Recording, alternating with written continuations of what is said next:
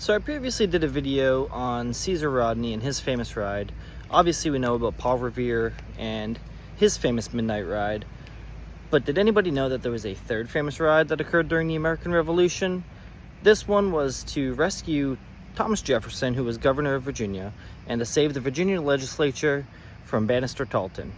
So without any further ado, let's bring the past into the present with Jack Jouett. There are many figures who contribute to history. Most are overlooked, some command the spotlight, and some are simply forgotten. American history is no exception, with heroes, traitors, villains, and simply those who were in the right spot at the right time. But all these figures, good or bad, would contribute to this story, our story. This is Forgotten Figures.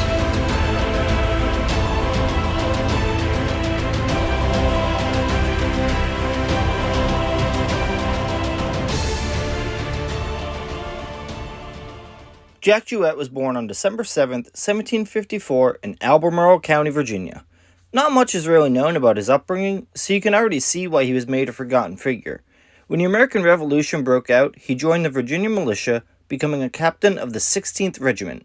On June 1st, 1781, in the process of moving his troops across Virginia, British General Charles Cornwallis learns that the Virginia governor and several members of the Virginia legislature had relocated from Richmond to Charlottesville. Who is credited with causing them to flee, you might ask? None other than British General Benedict Arnold. Cornwallis ordered Lieutenant Colonel Bannister Tarleton to ride to Charlottesville to capture Jefferson, along with members of the legislature and founding fathers Patrick Henry, Richard Henry Lee, Thomas Nelson Jr., and Benjamin Harrison V. Along the way, he was also tasked with capturing and destroying military stockpiles at Scott's Landing along the James River. On June 3rd, Tarleton left the main British camp along the North Anna River with 250 troops. He planned to move fast and catch the Virginia politicians by surprise. Alright, now that we got that out of the way, back to the main story of Jouett and what made him famous. One version of the tale involves him laying asleep on the lawn of the Cuckoo Tavern. Another, coming from Thomas Jefferson's account, claiming Jouett was asleep at his father's house.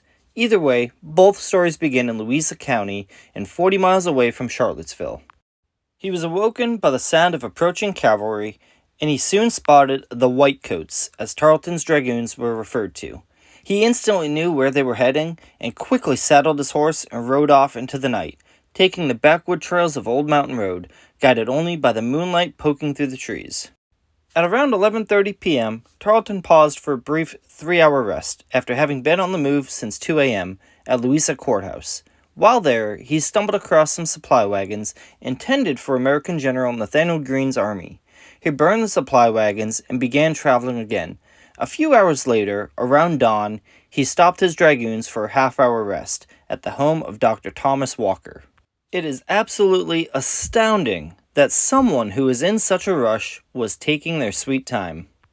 At roughly the same time, Jouett forded the Rivanna River at Milton and ascended the small mountain that Monticello rested upon. Now, some reports claim that Jefferson was awakened by Jouett when he rode up. Others say he was already awake and wandering the gardens. In typical Jefferson fashion, he gifted a bottle of Madeira wine to Jouett, who swiftly left, traveling 2 miles north to alert the members of the legislature at Charlottesville.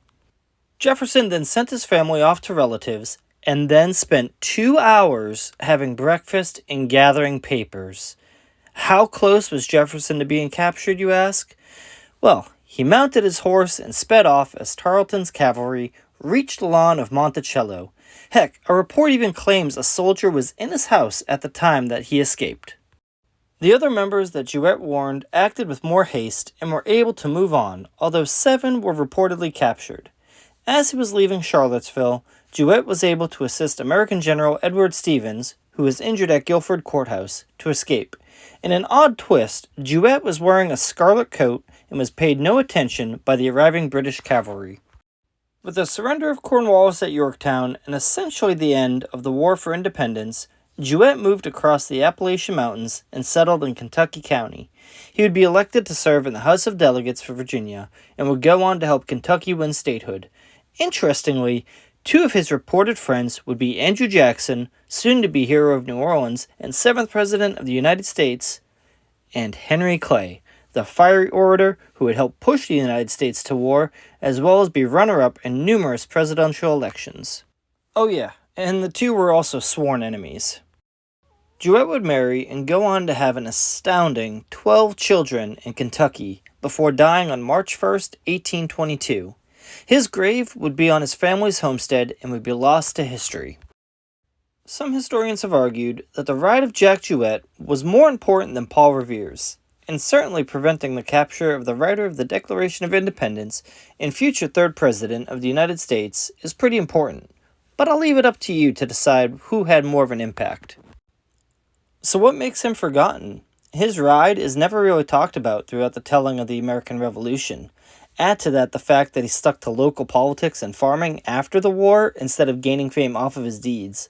Then there's also the fact that he was buried in an unmarked grave, which was lost to history. His ride is memorialized in a 20th century poem naming him the Revere of the South. The Three Notched Brewing Company in Charlottesville named one of their IPAs the 40 Mile after him. And Southern Revere Cellars, located along Jack Jouett Road in Louisa County, is named after him as well. He did have a middle school named after him in Virginia, but in the whirlwind of BLM in 2021, it was renamed because he was a slaveholder. Jack Jouett deserves to be remembered and his ride told with nearly the same reverence as Revere's. Comment below what your thoughts are, and if you enjoyed the video, please like and subscribe. Also, don't forget to follow my Twitter at PastandPresent4. Thanks for watching.